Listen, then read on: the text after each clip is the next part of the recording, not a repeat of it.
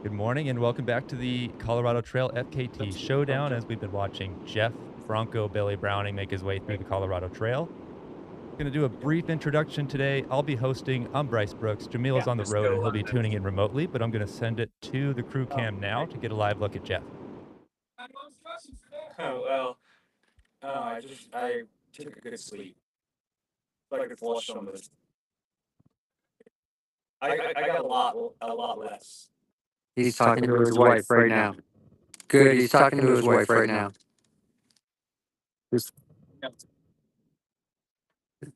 Hold on just a sec. Yeah, I think we're on the mend. He's on the mend. It's not perfect yet, but enough to continue. He's continuing. Yeah. I'll give you an update after we get him out of here. But I wanted everybody to see this. This is what a guy looks like after he was completely wrecked last night. Yeah. Hey, thanks for the quick update there. Sorry. No, thank you. All right. Here we go. We love you. We love you too, Jeff. Get it, brother. Don, we're rolling, buddy. Of that. That's how.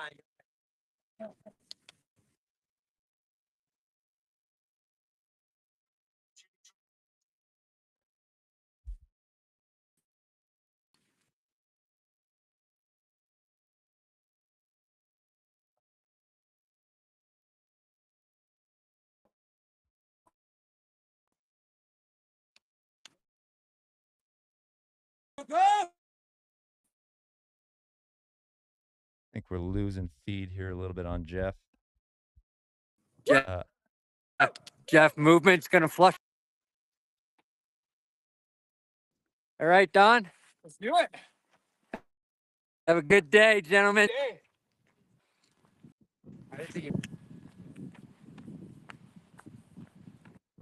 Okay, we're back. How's it going over there? We good? Yeah, Are we back? we're back. Can you hear me? So you can see him going up this. Yes, I can hear you. Can you hear me? Oh, yeah. You Okay. said, where are you at right now? We're at Cottonwood Pass. Okay. And about what mile is this? 270. Yeah, 270. And could you just kind of lay out what's been going on for like the past 4+ hours at Cottonwood? Yeah, I could, but before we do that, Yeah. Jesse, step in here and tell us about your last trip with him. Oh, yes, Pretty please. brutal. He started out in good spirits. I mean, he's never not in good spirits, but started out rolling pretty good out of the aid station. And then, I don't know, I'd say maybe hour and a half to 2 hours in, his whatever's going on with his guts and his edema going on started to get so bad that he couldn't run downhill, and then it got so bad that he couldn't even walk. Every step was like, ow, ow, ow. Described it as if you have a side ache, a side stitch the entire time, every single time you step each side. So because it was the start of the night and there was some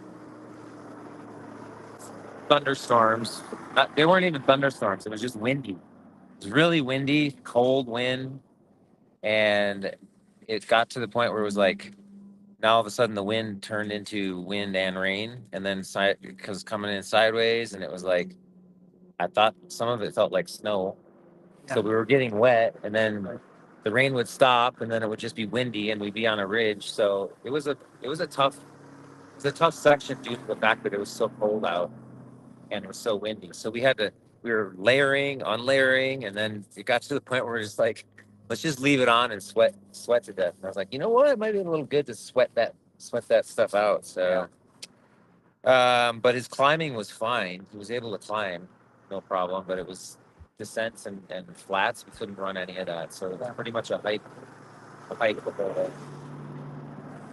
So what time So did you he pick him came up? in and he came in and complained of a lot of edema, swelling in his ankles and his lower legs and his abdomen. And but we fed him and we got him ready to go to bed. Went to bed at 4 a.m. I don't even know what time it is. I've lost track. What time is it? Not almost 10. It's almost 10. So he woke up about a half hour ago and came out of the van on his own. We just decided we were going to let him sleep until he woke up. He did get up a lot, probably like every hour, and went outside to take a little bio break. And So there wasn't a lot of sleep in there then. If you have to keep getting up, you're not sleeping well. well, but no, he was unconscious like Oh, that. okay. Like he'd come back into the van because I was in the van with him. He'd come back into the van, crawl back in asleep, and immediately start snoring. So he was Well, he good. was sleeping out on the trail like that too. No, really? Yeah. No, there was a bunch of times I just had to keep asking him, Yeah. Are you sleeping on me? And we tried a couple different things. There was the thought process of maybe he was taking too much caffeine and it was causing a reaction to pushing all the fluid into the extracellular. So Yeah. we tried going with some vitamin D instead of caffeine, and Huh. it actually did help. But it got to the point where we were like, let's just do some caffeine now just to get us in, Yeah. because it was getting pretty long section there. Yeah. So, but he walked out of the van on his own power and stepped over and said good morning. And we all looked at him and I think almost in unison said, "Oh man, you look fantastic," which is what you do as a crew for your runner when he comes out of bed. And but he did. His lower legs looked much better. They weren't near as swollen. And he's still got the swollen abdomen, but it's not as bad as it was. I'm hoping that all those little pee breaks helped flush a lot of that out of him last night. And then certainly we had his legs elevated in the van. So that helped. And I don't know, he got a couple sips of coffee and he said, well, let's get this show on the road, which was amazing because I don't know, at 4 a.m., my conversation with him was very much focused around whether or not we were going to continue. So Wild. we were all pretty excited, and then we all went into hyper mode to get him ready, and he's gone. So did he eat some solid foods before he left, or was it just the coffee and Yes. go? Yeah, he did. No, he woke was eating last night, which was some salmon, potatoes, and cheese, right? So Okay, got it. Yeah, it's Yeah. crazy how much of a difference. I mean, not that I have a perspective of being in an event for this period of time, but just between like the pre-dawn to when the sun comes up, how much of a difference in like mental state that can make. yeah. That and maybe a few hours of sleep probably didn't hurt. No, I Oh, think the sleep really reset a lot, but the biggest concern he had was the swelling and whether or not that was, something that could cause more significant damage. And, yep, one of the conversations we had last night, Jesse and Jeff and I with him, was the the whole focus of this is the longevity project, right? And first and foremost is taking care of your body and taking care of yourself. And we had a long chat this morning about records and things like that versus what's right for your body and what's right sure. for you. And it was a decision that we didn't care that much about the records. We cared a lot more about what's right for Jeff. You know, and Absolutely. that's where we need to be in this headspace. And I think moving forward, that's all we care about is what's best for Jeff, right? And whatever happens at the end happens at the end. Sure, sure. It is, Or the middle. or the middle. Right. We're still in the messy middle. I reminded him of that, and it's one of the things that is after everybody left the van last night, it was just Jeff and I, and we were talking, and he again said that same thing to me. It's like, dude, how do you do this for 5 or 6 days? And I was like, it's easy for me, Jeff. I don't have a choice. I don't have the ability to move any faster. So if I'm gonna finish a race, that's how I do it. But it was really interesting. He said to me, he said, I have a whole new perspective on what I call the messy middle. And that's the hardest part of every race for me, whether it's 100 or a 200 or a 100K or a 50 mile. It's those middle miles for me where my brain and my body just don't seem to want to align. And he's like, he said, I have a whole new appreciation for the messy middle. And huge kudos. He said, I have the utmost respect for anybody that's done FKTs on this trail. He said, this trail was brutal. That's exactly how he said it. Yeah, he said it a couple times to me out there too. Yeah. Like, I cannot believe the people that have finished this Yeah. and how much it takes to get this done. Yeah. Yeah. How's the crew hanging in? We got a lot of sleep this morning. Oh, good. Yeah. So last night, yesterday afternoon, we were going to meet him at Tin Cup, and there were some storms rolling through. I decided we got up there. John and I got up there early, so I decided Oh, to you go up to did. Hancock Lake. You did make it up to Tin Cup. And yeah, we did get up to Tin Cup. The crew got up to Tin Cup. I went to Hancock Lake and saw him about 6 miles early. Okay. I hiked in from Hancock and got to see him up there. There was a guy, Steve. I wish I had Steve's last name, who came up from Buena Vista to see him, which was cool. So I drive up to Hancock Lake, and there's a guy sitting there on his motorbike waiting to see Jeff. It was sort of cool. Yeah. So we hiked in about a mile and a half to find where the trail crossed over, and I took in some sodas and things like that, and some charcuterie. And Yep. he sat on a rock and ate some charcuterie and drank a Coke. And He told me that was huge. yeah, I When I like that. started going with him, he said that spot was a nice boost for him. yeah, So good. he wasn't good. he wasn't expecting that. No, correct? not at all. Not at Yeah. all. He and Devin came down the trail. He was like, "What are you doing here? You're not the right place." I'm like, "I'm anywhere you are is the right place for us." So Yep. it was cool. So I'm glad that boosted him up and got him to the next place. And then they went to Tin Cup. He took an unscheduled nap at Tin Cup for how long was that, John? An hour? Our An hour. And then out of there, and then you heard about the trip over here with Jesse. So Yeah. And Jesse, so could you kind of lay out a little bit about like the profile and the terrain that you covered with Jeff last night? Was it higher elevation, kind of ridgeline stuff? So we started out somewhere just below 12,000. And then we climbed up into 12. And it was Mhm. very interesting because the Far Out app that we were using, that's the West Collegiate side of the trail.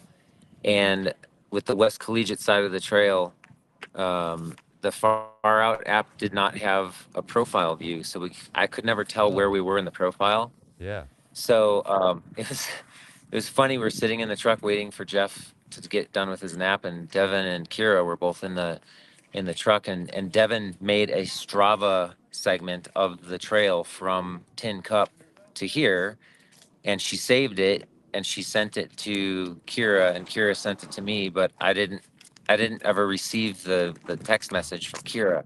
So I was Okay. hoping that I could get that profile view so that I could always open it up and tell him, okay, we got this much down and this much up, because it wasn't showing up on Far Out. Right. But yeah, we ended up climbing up to 12. I think we went to 12.8 Oh wow. a couple times actually. But then it was a descent down, and he wasn't really able to run down. So Sure. it was pretty much the same speed up and down. And it was very windy, very cold. So the elevation of it also drove the problem that he was having, I believe, with the edema. Not Yeah, for It sure. didn't help it. Let's put it that Right. way. Right.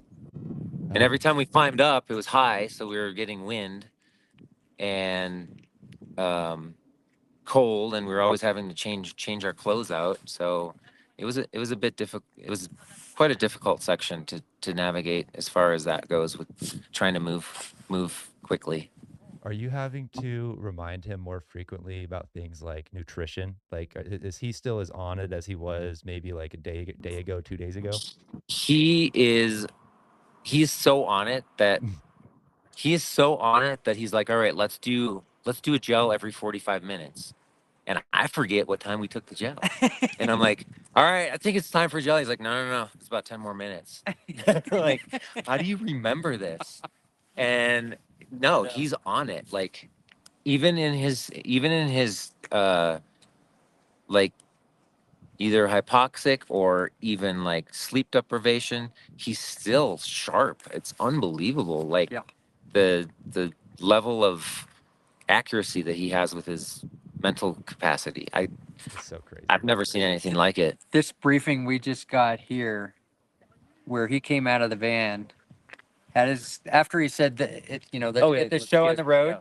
Then it was like, and then he was like, he settles in. He's like, okay, here's what we're gonna do, and it was like, bang, bang, bang, bang, and we have to record this because it's the only way we can remember everything that he's saying to us. Yeah. Yeah. He looks at me and he's like, we're gonna keep doing what we've been doing. And I was like, I sure hope you don't ask me what it was that we were doing because I don't remember. Yeah. And then it goes through it, and he's like, I'm gonna have this, I'm gonna have this. That's it. Everybody needs to have this, and he's like walking through on what the Pacers need to have on them, and they need this, and I want this. I don't want this. I do want this. And it's like so precise that I picked it up on day one. I was like, every time he starts to, and once he settles, and you can always say he settles in like this, and then here it comes. I always get the phone out and start recording because then later on we're like, yeah, this is what he wanted, and we're all like, was it this? No, so we just play it back. Yeah. It's the only way. Funny. It's so like crazy. recording a lecture from a professor. It really is. Yeah, I mean, I know how Jeff is with that kind of thing. I saw him during Cocodona in a lot of the aid stations throughout the race, and so I know how analytical and like dialed he is with that stuff. But I didn't know if that was gonna carry through to like day 4. Like that's pretty crazy. Oh, still there. I don't know if you saw. I don't know exactly whether or not Izzy B posted the whole stream, but when I saw him at Hancock Lake. And it was so funny because, he came down the trail. He was definitely beat up, and he was like, man, I need a break. And, for Jeff to sit down on a rock along the trail, something's going on, right? And so Devin is we're getting ready to get him back on the trail, and Devin decides to take a ketone IQ, and she took this one, which was mango flavored, and she said that one went down a lot better than the one she took in the morning, where I thought she was not going to be able to stomach it so well.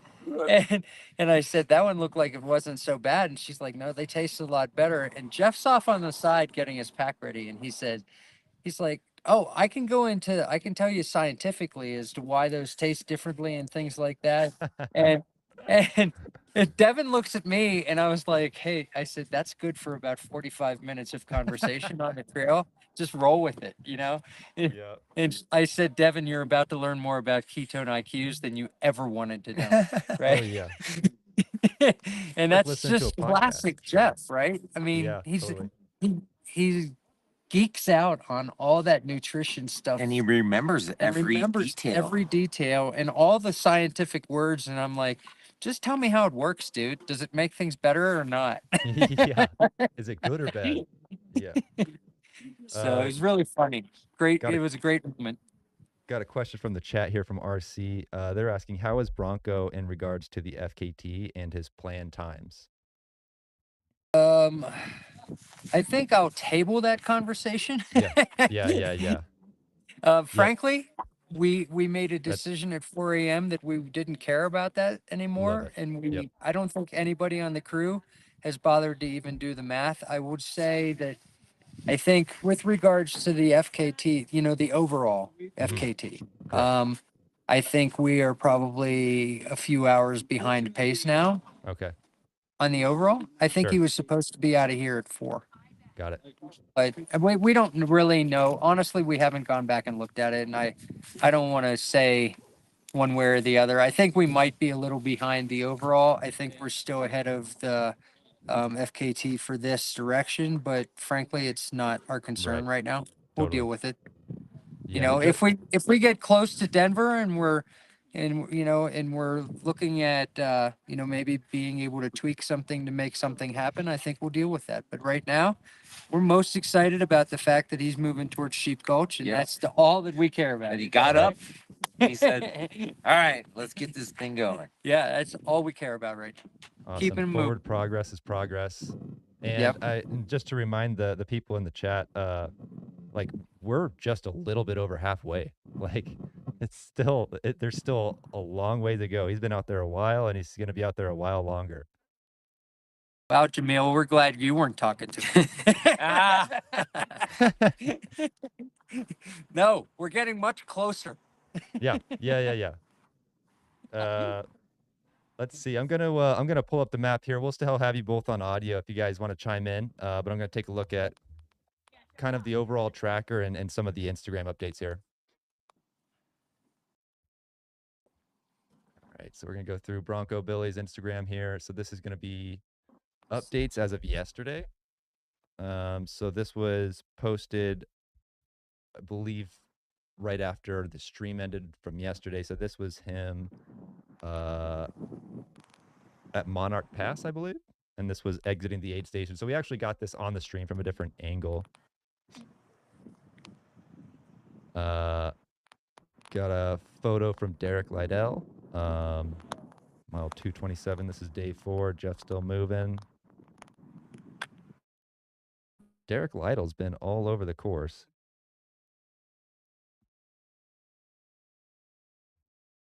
Got some video from, this looks like yesterday afternoon, as Jeff arrives into his mile 254 checkpoint.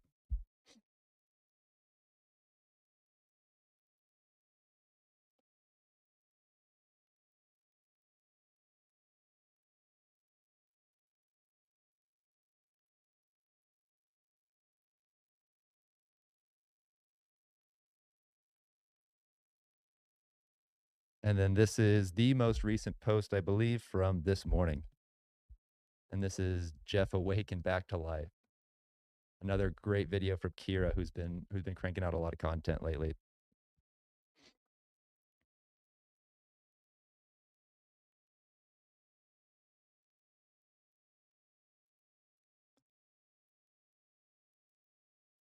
And on the tracking map,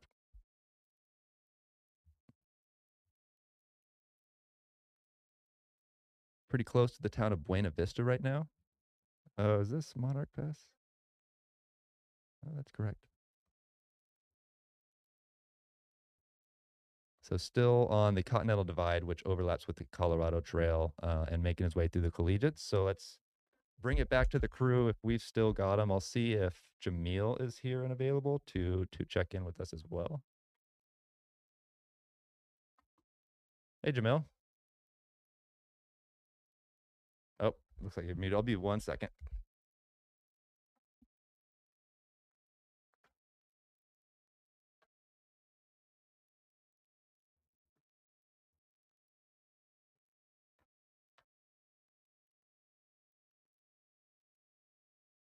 You there, Jamil? Oh, still not getting audio for some reason. Let me try one more thing here.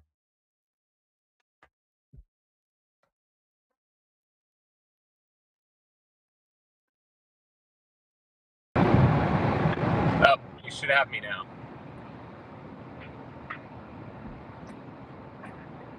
Good morning. Gotcha, Jamil.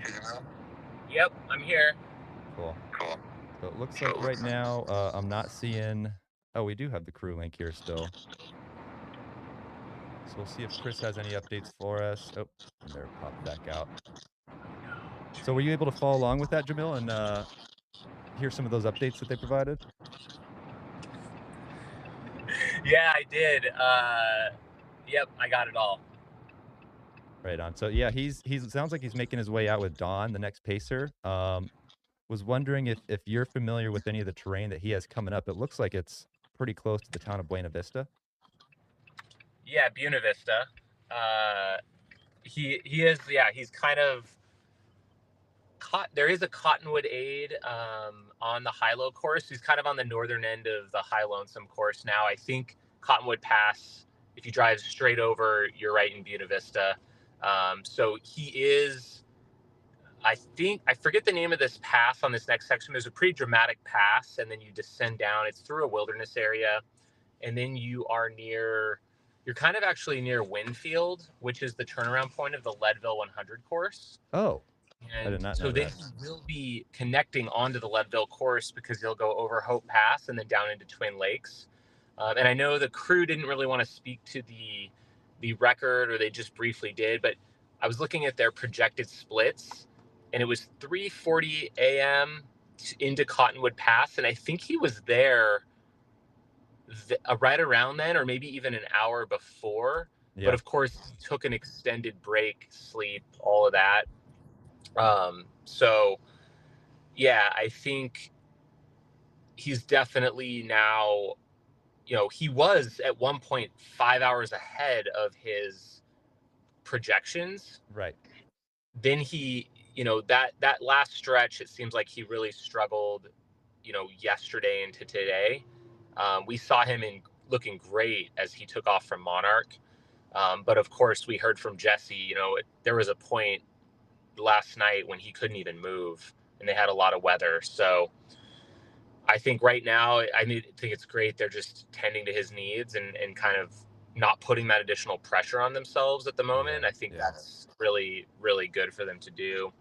But right now, yeah, he's kind of behind, I think, his projections for that overall record. So Yeah, I almost feel like at some point in something this long, you just have to snap the rubber band and take that sleep. Like take a stretch where you can do 3+ hours. Like I just struggle to think that you could push through that much sleep deprivation through like 6+ days. Like that seems a lot to me.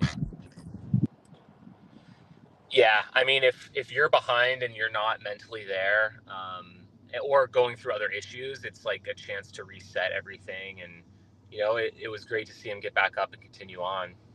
Yeah, absolutely. Cool. I don't see any other questions in the chat right now. I do see you are on your way to Tucson. I see Picacho Peak actually in the background. Oh, good call. That's funny. Yeah, we're actually, the way we were supposed to go, we're stopped by a train right now. So Oh, got it. we're going to either wait that out or maybe try and find a new way. But it's Yep. kind of funny. Do we have any audio from the crew, or are they just giving us a little view? Right now, are they giving us a little view? Let me double check and make sure that they didn't rejoin and get muted. Right on.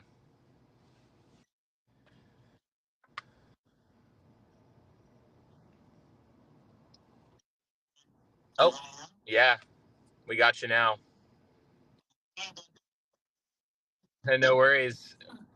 You guys have any additional updates for us?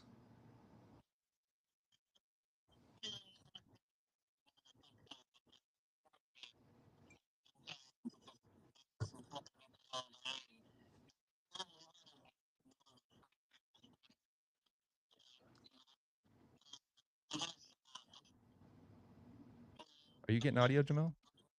Yeah, I got audio. At least I do. Stand by. I'm not hearing it coming through on my end here. Oh, okay. Yeah, he was just saying that they had a crew meeting. We're going to try and get your audio in, Chris, but they were having a meeting at 4 a.m. just about everything that's going on. Hey, Jesse, can you yell for John quick? Or should we just wait at this point? Okay. I think we should be able to hear now. We'll just wait. We can always text. Okay. You guys got me? We gotcha. You're talking about your crew All meeting right. at 4 a.m.? Yeah. So, hold on. I'm going to step out here where you talk. Can you see me? Good? Yep. You want me to run it? Yeah. Need that. So, we had a really awesome crew meeting this morning at 4:30, I guess, after we got Jeff finally into bed. And, I got to say, what a blessing to pull a crew together for something like this and have a conglomeration of people from across the country who come in to support your runner. And, every single person that showed up here is so committed to helping him and only him. I mean, we talked and joked a lot about the last couple of days about how difficult it's been for the crew to get from one place to the other. It wouldn't have mattered if we would have had to, load everything on our backs and hike along with him to support him. Everybody here would have given everything they had to try to do that for him. And I just think it doesn't speak volumes. It speaks volumes to who Jeff is as a person. And if you don't know Jeff out there, he's a guy who genuinely cares about helping out other people. And this is just an awesome opportunity for us to all give back to him what he's given to all of us. And, we just had this little talk this morning and all agreed that the most important thing is what's best for him, regardless of any records or any distances or anything else. The only thing is what's best for Jeff and what's going to allow Jeff to walk away from this effort feeling really, really good about what he did. And so that was the crew meeting this morning. And I just got to call some people out. Like Ryan has been amazing in just caring for Jeff and having his food and his everything just laid out and ready to go. Even when we only get in like 20 minutes beforehand or 10 minutes before Jeff, he's just like on it. Just get out of his way. He's going to throw things out of the truck. He's going to have the stove running and his food's going to be hot and ready for him when he gets here. Ryan he's a hero and a real stud in this. John's been doing a fantastic job of keeping our spreadsheet updated and helping me manage pacers. Chad's been helpful and just as a general laborer for, just go get this, go get that, do all those things. That's our core crew right there. And then of course, Jesse and Kira have been amazing assistants for us. We really hate to see them leave. I'm thinking maybe we should go over and like disconnect their battery terminal or something so they can't go. But yeah, and and everybody else, all the pacers who have showed up, and Derek's been helpful when he's not shooting video. It's a crack crew of experienced people who are doing a great job, and I'm blessed to be associated with them. So I love it. And who's out there with him currently? Done. Don from Fair Play. What's Don's cool. last name? Yes, Got a thank local you. on That's the it. course. Yep. Good deal. Yep. So do you have one more question from the chat here from Jeff Garmeyer, actually, asking about the forecast coming up for the weather forecast. Do you guys know what to expect? Yeah, it's going to be breezy and cool up on top today. And then he's going to drop down into Sheep Gulch, which is the gulch going up to Winfield. I heard Jamil talking about that. Winfield is the turnaround point for the Leadville 100. The Colorado Trail doesn't actually go through Winfield. So we're going to go to Sheep Gulch and hike up about 500 feet and 1.25 miles and Nice. support him right on the intersection of Sheep Gulch Trailhead and the Colorado Trail.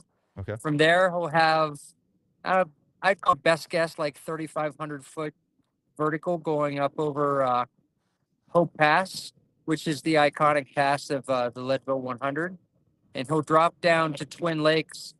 What's unique is when coming off of Hope Pass, going northbound to the Colorado Trail, you go to the bottom and bang a right and go out through, what's the name of that, where that mansion is, or that whole lodge out there. Goes out through there. There was actually a burn there, and when Kyle went through, I think he had to bypass that section. Oh, I okay. think there was an official reroute for Kyle to go around that. So Jeff, I think, will be able to go through that section. It burnt pretty heavily in June and into the beginning of July, but I think that section of the trail is back open. So Yeah, good deal. Yeah, the reroutes could be tricky, especially I know that the ones that I experienced in the Arizona Trail, there was a serious lack of information. Like, you don't know water sources, you don't know elevation profiles, kind of like what Jesse was going through last night. Yeah. Yeah, that's been my experience. So that's good news that it is back open, hopefully. And how long do you think he'll be out there before you see him next? About 6 hours, Okay, cool. Right on. depending on, how things are going. I'm not counting him out on anything. I I watched him rally. I crewed for him at High Lonesome, and he Uh-huh. was, he was having a rough, messy middle at High Lonesome. And Yep. then he came into Monarch Pass that night. Jen and I were supporting him, and he's like, "Wait, I think I've got this figured out." And we changed his mix on his tailwind, and man, he hammered the last 25 miles in, and almost made it into third place after being, I think it's Yeah. at the latest, I think he was clear down in like seventh or eighth one time.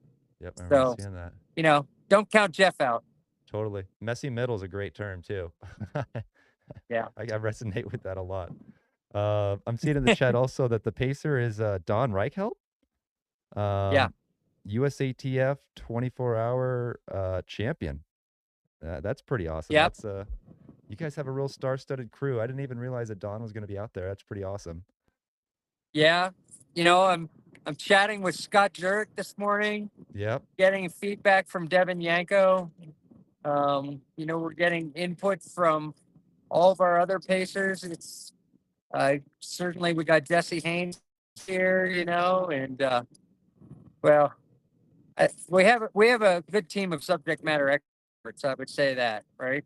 Yeah, absolutely. Yeah. Well, cool. Is there anything you wanted to shout out here? We'll touch on I'll let you touch on the fundraising, the Warrior Foundation. I can pull it up on the screen Yeah. here if you want to touch on that real fast. Yeah, sure. I mean, just a reminder to everybody that Jeff's doing this is, in addition for himself, obviously, but he's doing this as a fundraiser for the Warrior Trail Foundation. I'm the founder and chairman of that, and it's really, really fantastic. After our call out yesterday, we got a flurry of donations. We're trying to get 100 people to make that $10 a month commitment by the end of the week here, and but we got a lot of donations yesterday. I got a number of people who jumped in for the $400 donation to fund, a full month of mental health and coaching work, and signed up for the $10 a month. So it's fantastic. It's outstanding. Really warms my heart to know what's going on. I had a little talk with Jeff this morning and said, "Hey, Jeff, are you aware of the significance of Camp Hale?" And, he said, "Yeah, of course." He said, I've actually camped there, and I know all about that in the history of the 10th Mountain Division. And I said, we're really looking forward to you getting there. So, that's 3 segments out. So he didn't give any pushback. So I'm feeling that's a positive sign. That's very, very cool. I did not know that. That is a Yeah. very interesting carrot to dangle. Yeah. Yeah. Yeah. So, really I mean, cool. just for the viewers who don't know, Camp Hale is where the 10th Mountain Division went to train to get ready for their assault on Italy in World War II. And they were handpicked soldiers who basically were handpicked from being rugged mountain men. And they went to Camp Hale to learn how to backcountry ski and ice climb and do all the things necessary to assault the Italian Alps. So How cool is that? Passing through some history there. Love it. Yep. Well, cool. Well, we'll plan on checking in with you again tomorrow at 9 a.m. See how things are progressing along. Do you know? Thanks a lot, Jamil. Thanks, Bryce and Jamil, for jumping on early today. I know it was a little bit of a jam, but I thought you might want to see him before he left. Yeah, absolutely. Thanks, Chris. Glad it worked out. Thanks for your time, and Thank you. Yep, we'll see y'all tomorrow. Okay, have a good one. Bye. Go Bronco!